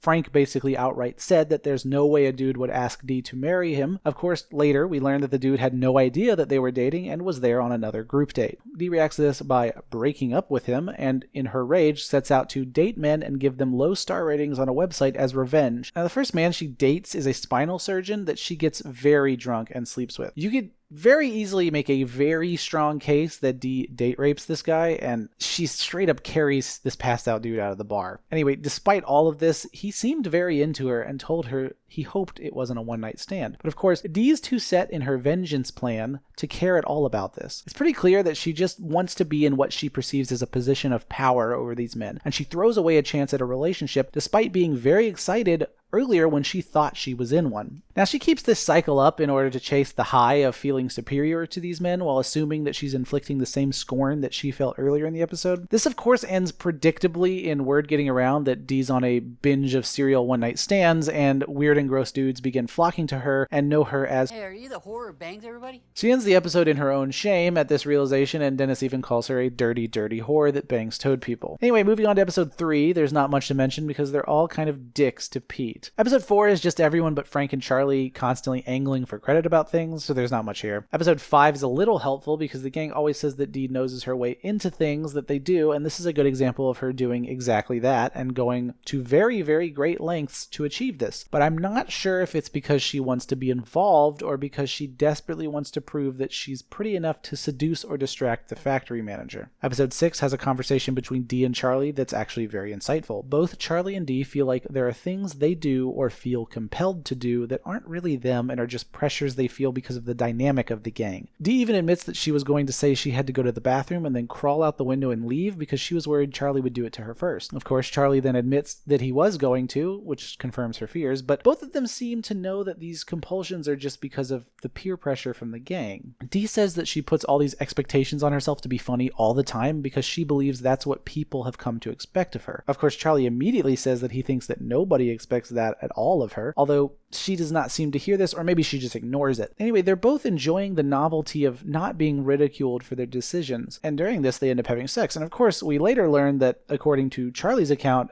Dee raped him. Episode 7, we get Dennis and Dee being weirdly depressed and looking for happy stuff all throughout the episode. Dee has a huge anger outburst because Bill Ponderosa's daughter called her a hooker. Also, it is actually Dee's idea to take a life insurance policy out on Bill before he kills himself. On to episode 8, which just showcases a weird desire to be like Jenny McCarthy, and we get her guess for the fears question, which is failure, which is pretty obvious at this point, but worth noting. She also passes out because she refused to eat to look good for the cameras. Moving on to episode 9, and all we get is this weird fixation on speaking as if she's being arch. Episode 10 has her really wanting to get in on Dennis's ass-kicker's manipulation scheme, which leads to her really committing to it and trying to prove that she's the best at manipulation. On to season 11, where in episode 1 we just get more of her painfully bad accents. She can't even do an accent of the place that she's from. Episode 2 shows us that both Dee and Dennis are ready to toss Frank in a home the second they think that his mind is gone. Immediately after, they're both on board trying to scam him out of his money when they realize what's happening. Dennis is brutally honest with Dee about how bad her acting is, and she definitely retaliates in a defensive way. Granted, you could make the argument that Dennis provoked this on purpose, and also they both relapse on crack. Episode 3 has nothing. Episode 4 has Dee doing a Skinamax movie. Now granted, she isn't the one getting naked, but she's very proud of it, and to be honest, she probably should be considering her previous acting jobs, but the gang laughs at her for it. Later, she clearly enjoys the opportunity to direct, despite having no idea what she's doing. Also,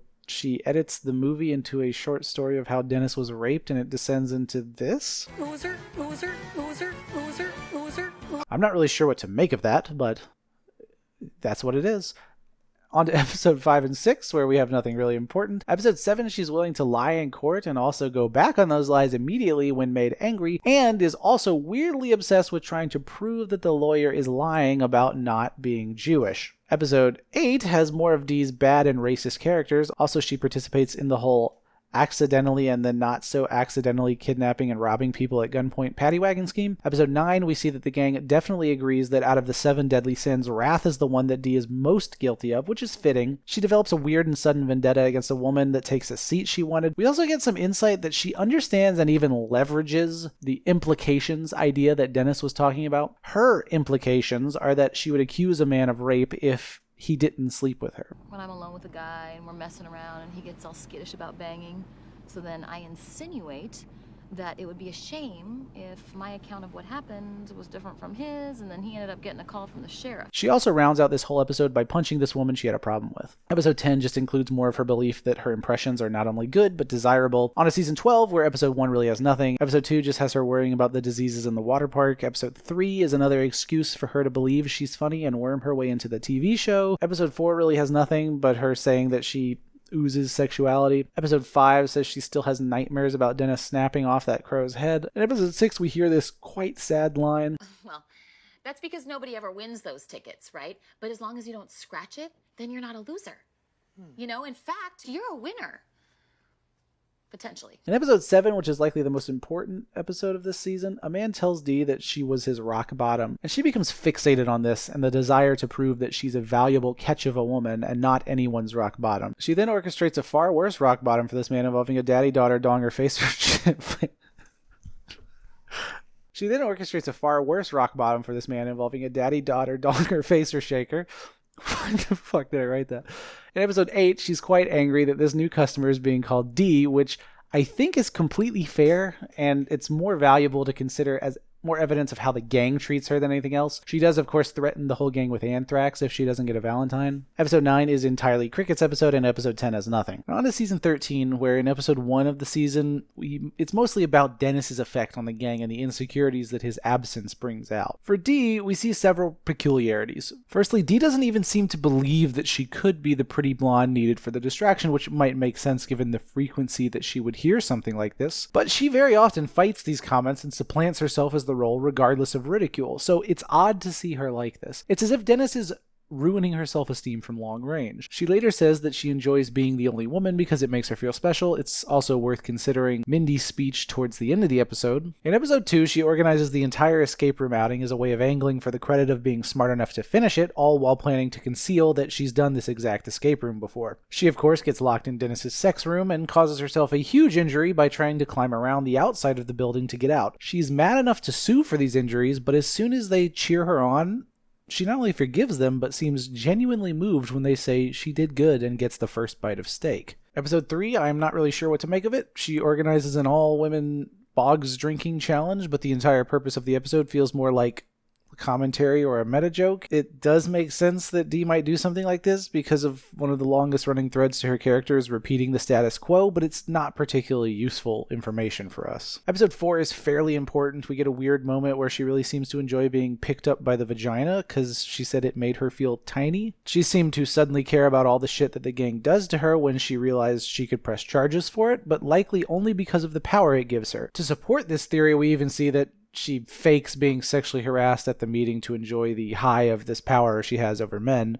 Watching how Dee behaves feels very reminiscent of the time she took steroids in an effort to be physically tough enough to intimidate men. Also, this is where we learned that Dee probably and most definitely did rape Charlie in that episode a ways back. In episode 5, she slowly shifts into Dennis's golden god mindset because of her inflated ego from driving the new Range Rover. She develops a deep hatred of this woman named Karen due to one comment where she said Dee hasn't ever been married. Dee believes that she's the alpha of the group and ends up fucking Karen's high school son because she thought he was her young boy toy sex partner. Now, I'm not sure if we know how old this kid is, but if it's not statutory rape, it is very, very close to it. And the rest of the season has basically nothing about Dee. On to season 14, where in episode 1, all we have is this weird investment she has in the outcome of the romantic story the gang is trying to tell. She also thinks the dude is pushing away her soulmate after he doesn't take the weird plunger romance moment bait. Anyway, in episode 2, we get an important little tidbit where she says this. Yeah.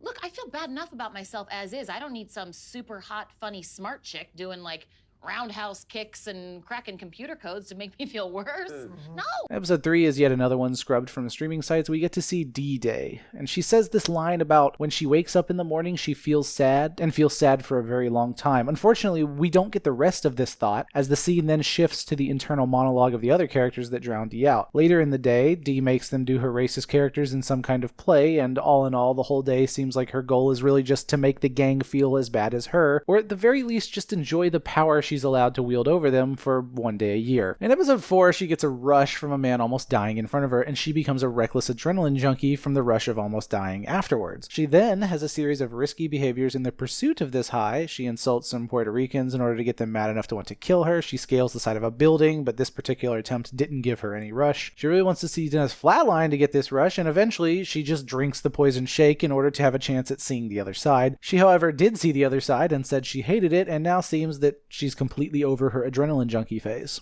Moving on to episode 5, where we learn she got ditched at the zoo a long time ago and seems to have some lingering trauma from this and anxiety about it happening again. You could even argue that her fear of it happening again made her a little more desperate, which facilitated history repeating itself, but honestly, I'm willing to bet she would have gotten ditched regardless of her behavior just based on the gang. Episode 6 is the noir episode, and all I got is that she's mad that Charlie thinks she's a goon instead of a knockout blonde.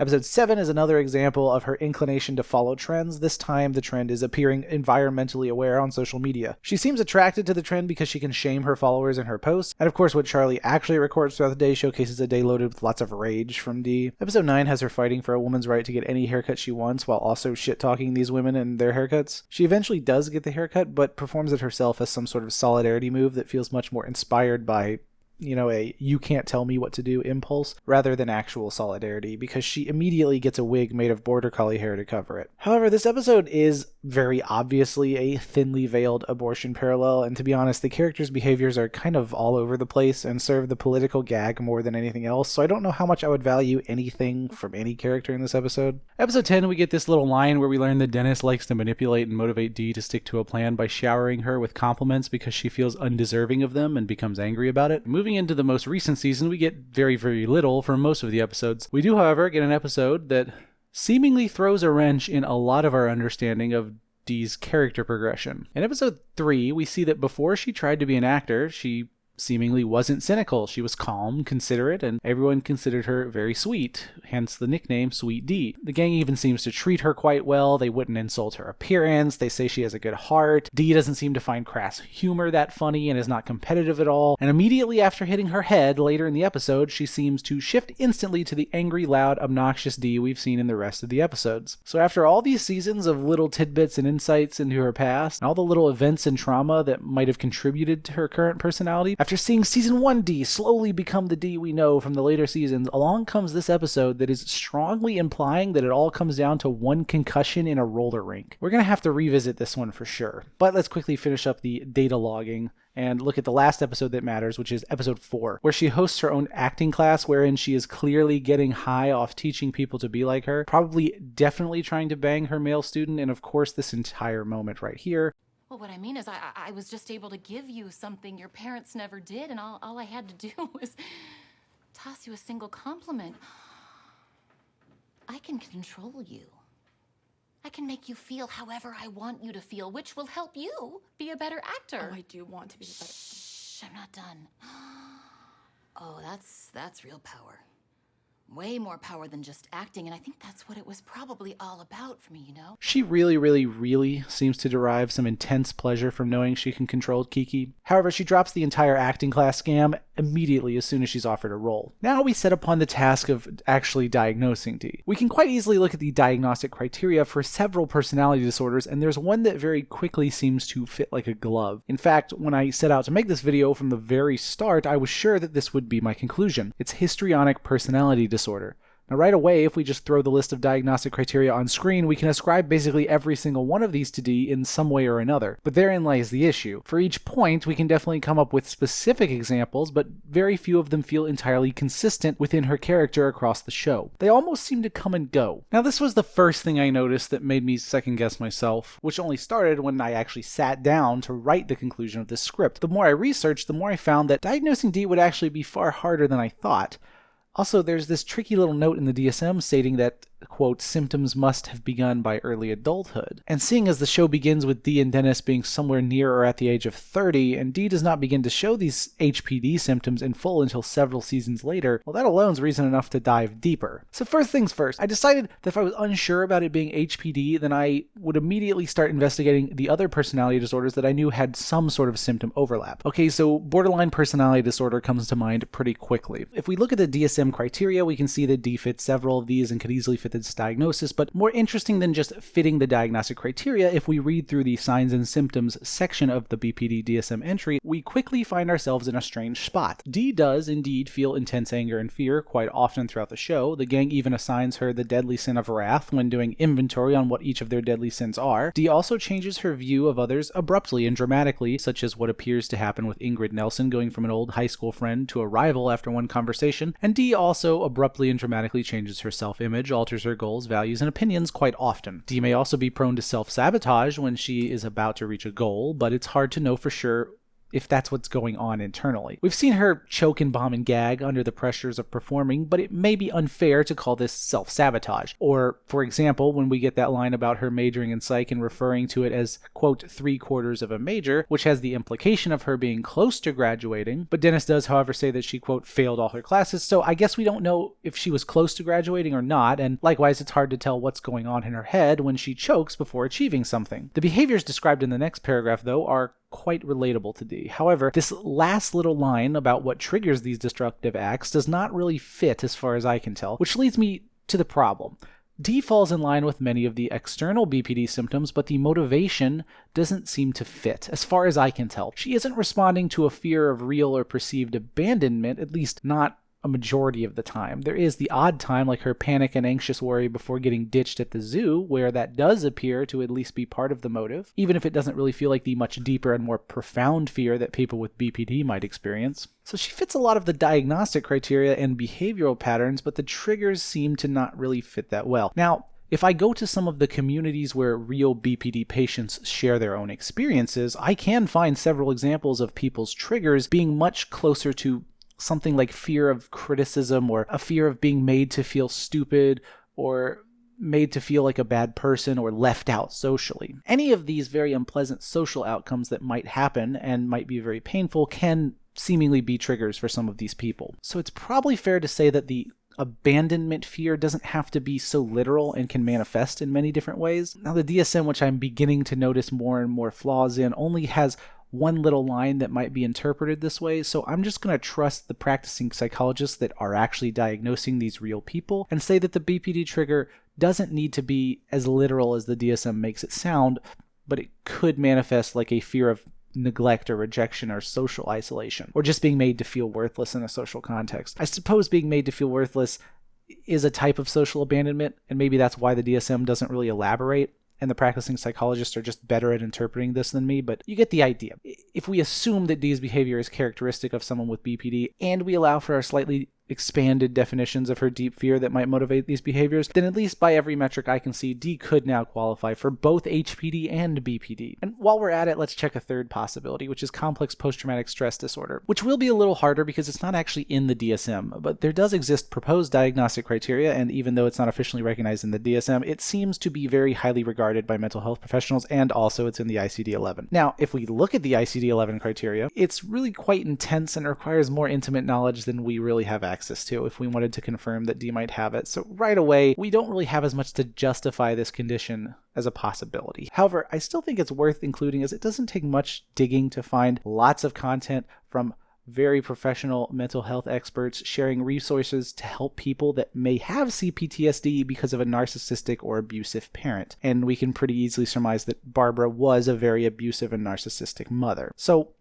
we may just have to keep CPTSD as a strong possibility, but acknowledge that we aren't able to checklist every component of the criteria like we could with BPD and HPD because self-report is too important here, and we don't have enough of it from Dee. So now we have HPD, which Dee seems to qualify for entirely, and yet it doesn't feel like a great fit. We have BPD, which seems to fit pretty well, but requires a slight reimagining of the DSM criteria in order to fit really well. And then CPTSD, which, although we have to run with several assumptions to fill in the blanks that we currently don't have any canon evidence for, it could also be a very good explanation. Now, we can even continue to investigate something like a narcissistic personality disorder as a potential diagnosis for Dee. We can check the DSM and see she likely meets the criteria, but again, as we're running through it, we aren't exactly enthusiastically checking certain criteria. The need to be unconditionally admired? Well, kind of.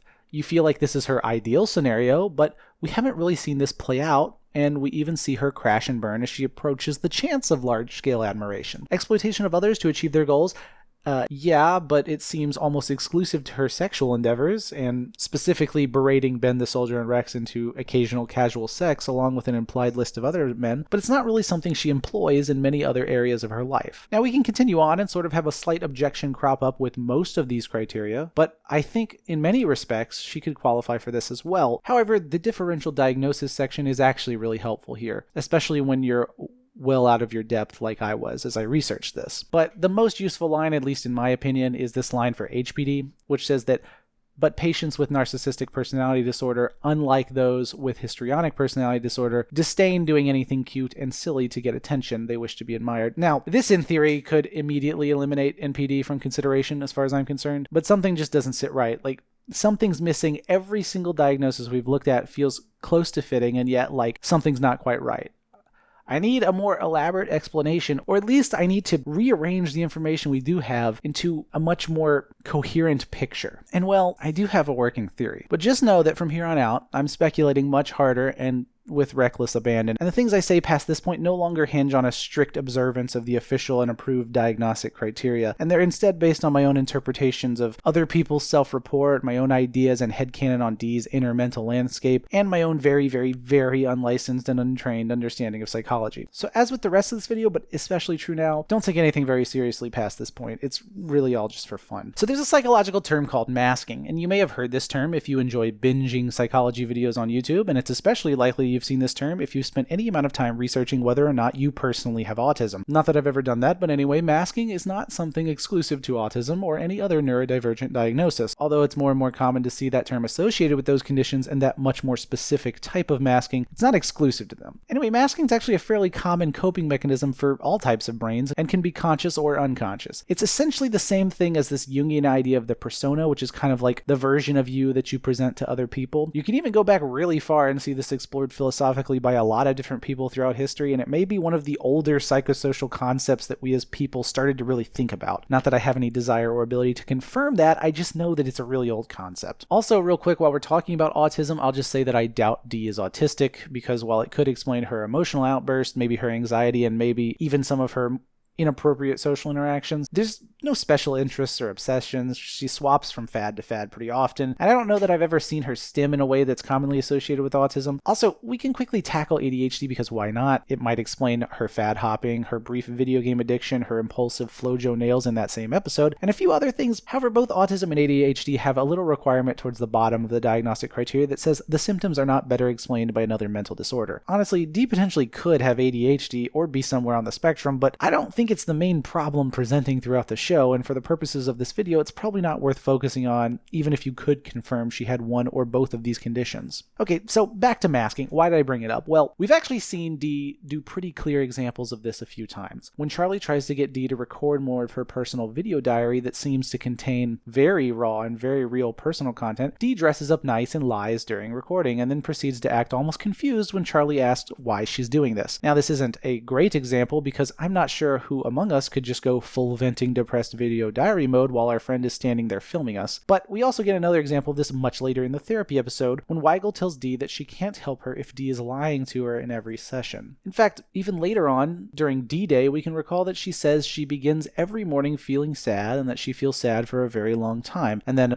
we're unfortunately cut off from the rest of that monologue. But anyway, note that this is how she begins the monologue about her feelings. With sadness. Not rage, not anger. This is very important. When Dee's with the gang, we often don't see sadness. We hear her sometimes mention it. We hear her show a very comfortable familiarity with rationalizations and even methods of suicide. We see glimpses of her sadness, but this depressed Dee is not the Dee we see during most of her interactions. I know some of you are probably sitting there thinking, yes, of course, because people with depression often hide it from their friends and family. And that's exactly right, and exactly what I'm getting at. This form of hiding depression symptoms, or one could even call it masking, is pretty common, and it's pretty reasonable to assume that Dee is doing it as well. But it's more complicated than that from what I can tell. See, Dee may certainly be depressed, but her depression definitely feels like a symptom rather than the entire problem. If we assume Dee is masking her depression, it's not a big leap to begin wondering if she's masking other things as well. We're sort of free to speculate here since masking is kind of a general concept and has to be looked at on a case-by-case basis. It's not really even particularly useful diagnostically because it can be so non-specific. Finding out what symptoms, traits, or personality characteristics are being masked by someone is usually only discovered through self-report and therapy, and we know Dee was clearly not letting the therapist see the real her, so we can rule out that episode for any insight into the Dee behind the mask. Some of the more clever viewers out there might be saying,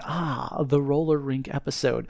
Well, nice try. I'll get to that later. Or perhaps some of you are thinking it's a good guess to start with the assumption that the Dee from the first season or two is the closest to the real Dee that we get. And that's a slightly better guess, but still not where my theory goes. I definitely foreshadowed my theory a bit with my explanation of the gang broke Dee if you were paying attention, but let's make this conclusion even more convoluted and introduce another layer of complexity before we resolve literally anything. Alright, so let me get into a lot of my frustrations with histrionic personality disorder. My number one bet going into this script was HPD, but let me just say it's becoming a bit of a problem for me. See, let me just throw the diagnostic criteria for borderline personality disorder back up on the screen. Now, if you pause the video and take the time to read these completely, you'll find that it paints a pretty understandable person with a completely consistent internal struggle, and the external symptoms described can be understood pretty easily through the lens of their fear of abandonment. The criteria itself almost paints this outline of a very real-feeling person with a very understandable problem. If you do this process for the other personality disorders in the DSM-5, you'll find that it holds true for antisocial personality disorder, avoidant personality disorder, dependent personality disorder, narcissistic personality disorder, obsessive-compulsive personality disorder, paranoid personality disorder, schizotypal personality disorder,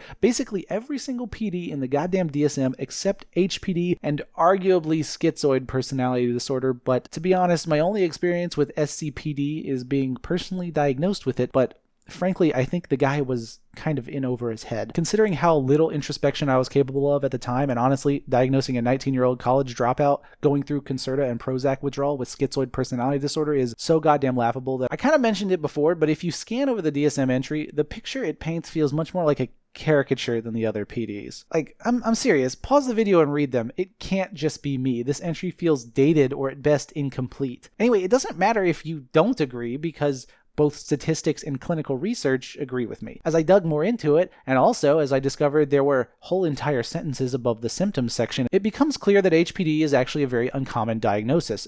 Estimated prevalence is less than 2% of the general population, and among that small slice, comorbidities are common, especially with other personality disorders like antisocial, borderline, and narcissistic. Quote, suggesting that these disorders share a biologic vulnerability or casting doubt on whether HPD is a separate disorder. Now, Dr. Todd Grande has a histrionic personality disorder deep dive video where he goes into this topic with far more credibility than myself, and it all sounds compelling enough to me that I feel better about approaching HPD more hesitantly. Now, granted, it's sort of unsurprising that now that we've addressed this, that HPD is a little bit less intimidating to approach, and we may even feel better about perhaps tweaking our understanding of it a little bit to see if it fits Dee better. So I'm going to take some liberties and think of what the DSM describes as HPD as something that could present as more of an elaborate social mask that might be a symptom of a bigger problem. Because when we do this, it starts to feel like a better and better explanation for a lot of Dee's behavior, because this collection of symptoms and behaviors does fit Dee, but it doesn't really account for anything beyond just the behaviors. And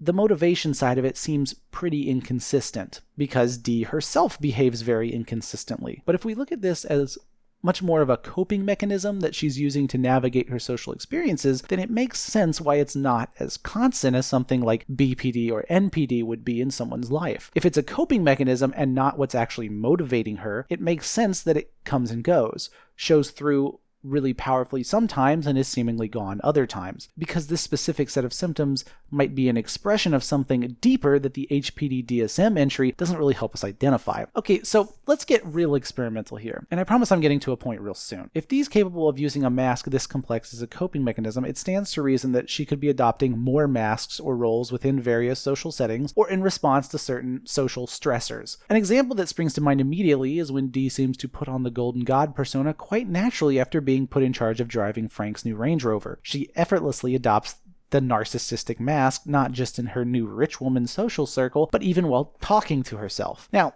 this goes back to the unstable self-image or sense of self that's mentioned in the diagnostic criteria for BPD. However, this sort of thing is also somewhat observable in CPTSD, although based on many of the doctors I've heard talk about it, people with CPTSD tend to have a more stable but damaged self-image, involving shame and believing they're damaged or bad or worthless. And this is where we get to the meat and potatoes finally.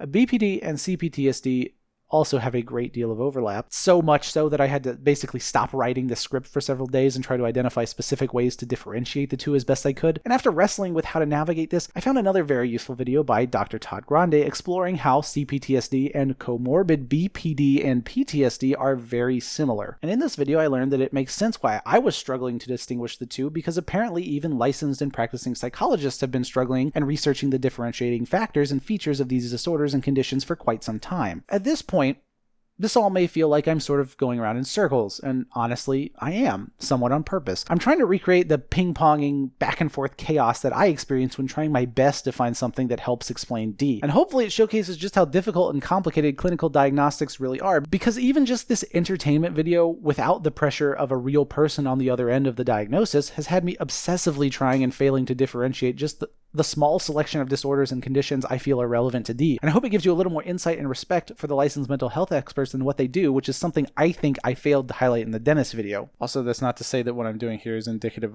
at all of an actual diagnosis. Anyway, when we get down to diagnosing Dee, I think it becomes a case of filling in the missing pieces, and honestly, until a few qualified people want to weigh in, I think nothing I conclude in this video will even be close to definitive. But I'm gonna make my case for why she has complex post-traumatic stress disorder, or at the very least, explain why I think her extensive childhood trauma is the best lens to view her behavior through, and that it actually fits better than any of the personality disorders I've been looking at throughout this conclusion. And to do this, I'm gonna paint as clear a picture as I can of Dee's life and psychological development based on a combination of my understanding and what evidence is given to us by the show.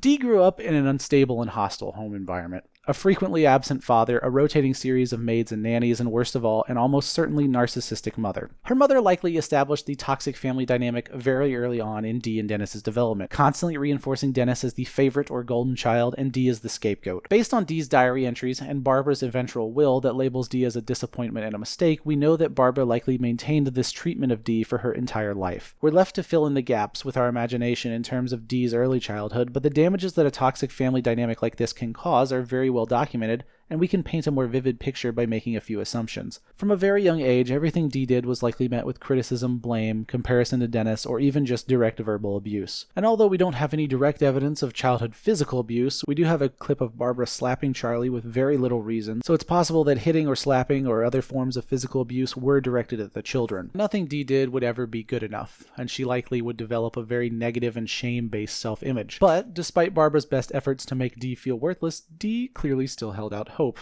entering and competing in child beauty pageants. She would still harbor dreams of becoming an actress or having a fashion line. She would dream of achieving these and proving her mother wrong. We don't know if school was an escape for Dee as she was growing up, but we do know that, probably facilitated by Barbara's desire to see Dee suffer, she would be forced to wear a back brace and endure teasing and a hurtful nickname of the Aluminum Monster. We don't know how long this lasted, but the brace is gone by the roller rink episode after her time at college, and likely was only worn during high school. Despite all this, we knew of at least one boyfriend that Dee had in high school, Brad Fisher, a person we meet later in the middle of his own revenge scheme. Dee broke up with him because of his acne, and you can make the assumption that this was somewhat of a Fatty Magoo situation, where Dee bolstered her own ego by keeping the company of someone she could consider beneath her. Regardless, these hopes and dreams of validation mixed with revenge fantasies and submissive, agreeable coping strategy would prove to be enough to allow her to survive her toxic family and painful high school experience, though it seems they wouldn't be enough to escape it. She later moves on to college, curiously pursuing a psychology major despite her high school hopes and dreams of validation being related to making it big in other fields. We don't know much about her college life other than that she had an inappropriate affair with a professor, she didn't get her degree, and that she set a woman on fire. She also seems to have a confused memory about setting this woman on fire. She relays the memory as the girl being annoying and copying her. Dennis corrects the story and lets us know that Dee was the one copying this woman. Dee then has a very powerful emotional release in response to revisiting and hearing about this memory. While we don't know much more than this, the element of Dee copying this woman sort of points to an unstable sense of self, or jealousy, or mix of the two. Something was potentially at play where Dee may have felt that this woman had something she needed. It's likely Dee did not understand her actions and was not even entirely conscious of them, and all we can do is speculate. But at this point in Dee's life, we can imagine that Barbara is continuing her emotional abuse regimen, but from a distance. And without Barbara physically present every day, Dee is more free to explore herself. However, having been forced into the role of scapegoat and told that she's a bad person and a failure in every way for her whole life, she has no concept of how a healthy relationship should look. She doesn't know how to navigate or build them. Even back in high school, we get the feeling that Ingrid Nelson was never really a friend to Dee so much as she was a venting outlet and a partner in misery. We're left to assume that the same insecurities and fear that cause her gagging and choking may have contributed to her failing classes and never getting her degree. As soon as the possibility of success is within reach, the long-instilled self-image begins interfering, disagreeing and fighting with her hopes, sabotaging or maybe just making such an internal storm that moving forward becomes impossible. We pick up with Dee's timeline at the roller rink episode, where we see that she's adopted a very timid and overly agreeable, submissive and fault-vigilant personality. We can't be sure why Dee seems to snap to her much more adult self in a very familiar anger outburst. Both the way the show is presented and even Dee's wiki page certainly make it seem that this head injury drastically altered her personality, but I highly doubt it. It is my opinion that the head injury was just the straw that broke the camel's back, or just enough to disarm the timid persona she was wearing at the start of the episode, and this facilitated Dee letting her more jaded and aggressive side out of the cage. Firstly, it's not unreasonable to think that she would carry a lot of suppressed anger tinged with a bit of narcissism by this point, and that this was an example of one of the first times it was let out. Because let's think about what was modeled for her as a child, that all her best efforts were constantly labeled as bad and never good enough or worthless, while Dennis, who could do no wrong, was constantly lauded by Barbara as the ideal child. It's likely that every expression of anger Dee had as a child was just used as more evidence of how bad a child she was. This is a very common narcissistic feedback loop that anyone can be caught in, where a reaction is provoked from the victim and then used as evidence against the victim. This could easily lead Dee to begin bottling her anger because expressing it was never safe. To me, this is compelling enough of an interpretation. But there's also the interesting clue that the song that plays during their little rollerblade dance is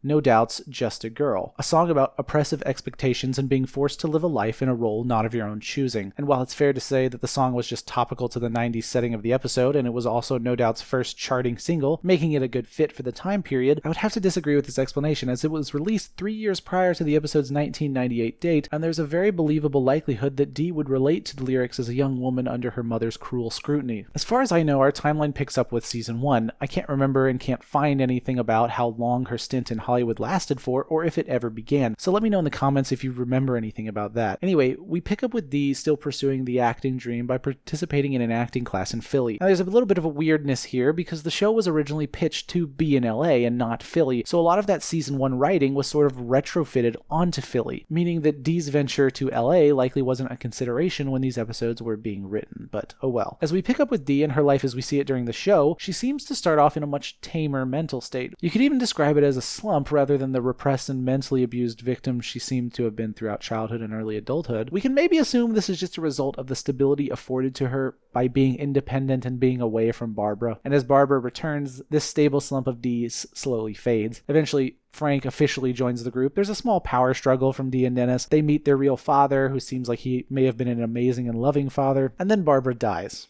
Barbara's death clearly had an effect on Dee. Her lifelong villain suddenly died, with no warning, and in her will, she was able to get one last, very cruel insult in. Now, that alone is very hurtful, but the most damaging aspect is that Barbara has effectively stolen what should or could have been a very deep and healing catharsis for Dee. By stealing the last word, leaving this hatred and cruelty in her will, she affords Dee no consolation and no catharsis. Now, that's not to say that Dee couldn't still use her mother's death to begin a healing process, but it's clear that Barbara has made it much harder with this move, which was likely her goal. We can see Dee desperately trying to reclaim some kind of win from Barbara's death by planning to steal her jewels off her dead body, but then going along with Frank's plan to grift the money back instead. We also see as the show progresses that Dennis seems to embody more and more of Barbara's brand of narcissism, as if a power vacuum is being filled. And you can see Dee attempting or participating in many short-lived activities, morals, opinions, political positions, all likely subconscious attempts to find the identity she was never safe to discover in childhood. Dee also begins to resemble the girl we saw in the roller rink episode, not in terms of sweetness, but in terms of using exaggerated expressions and personas more and more. We see that her relationships eventually amount to almost keeping a collection of men close enough to berate into sex, but having no interest in a real relationship, likely using sex as a release and a brief reminder that Barbara was wrong and she isn't unattractive. But the scars are so deeply ingrained that a relationship is either impossible or not even desired on her end. Now, this defense mechanism of using exaggerated personas that Dee learned in childhood would only be made more and more useful as Dennis and his manipulative grip on the group grows stronger, as the dynamic would become closer and closer to what Barbara fostered during their childhood. We also see Dee going to therapy but being unwilling to let down the personas and defenses with her therapist, even when Weigel knows that Dee is lying. Eventually we see Dee experiences a very distressing burnout and crash, potentially from exhaustion from the masking, or perhaps from any number of her other unresolved traumas. The gang then helps Dee through an elaborate and likely very hurtful ruse, pretending to give her all the fame she always dreamed she was capable of, only to pull the rug at the last moment. This is, as far as I'm concerned, the last relevant developmental point of Dee's character growth in the show. And I believe its main effect was that it strengthened two core things: that Dee can never leave the group, and that as long as she's willing to play her role, she'll always have a place and an audience. These two things allow her to resign to her perceived role within the group with at least some solace, that the role is important to the stability of their strange group dynamic. And for the rest of the show, we see that she just tries to live up to the expectations she believes the others have of her, as we find out when she shares it with Charlie. She spends the rest of the show trapped in this cycle, but seemingly with enough stability to get closer and closer to success at her acting career. However, she spends the rest of the show trapped in this cycle, wearing masks and personas based on her warped and insecure beliefs of what is expected of her, an almost poetically tragic version of her dream of being a famous actress. And that's how I see Dee. Whether she actually would qualify officially for CPTSD or not doesn't really matter, because I believe what motivates her actions and explains her behaviors is this deep and damaging psychological and emotional trauma that she endured throughout her life at the hands of her narcissistic mother. The wounds were so deep and the emotional defense mechanisms were so strong that Dee could never quite break free of them, and these personas and masks eventually calcified and grew so strong that many people, characters, fans, and some dudes setting out to psychologically analyze a fictional character are all likely to immediately assume that Dee is nothing more than a case of an eccentric and superficial person with a bit of a temper.